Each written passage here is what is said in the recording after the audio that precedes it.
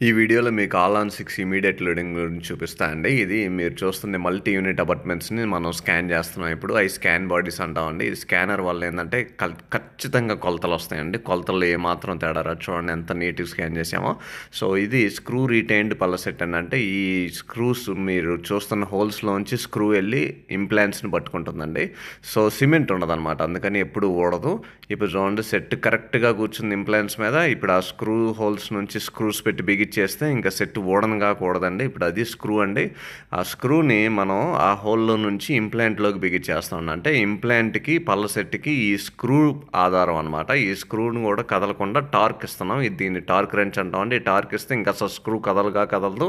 అట్లా 6 స్క్రూస్ తోటి ఈ సెట్ పట్టుకొని ఉంటుందండి. మీరు చూస్తున్నారు. ఆ స్క్రూ ఛానల్స్ కూడా తర్వాత మూసేస్తాం. అట్లా సిమెంట్‌తో క్లోజ్ చేస్తాం.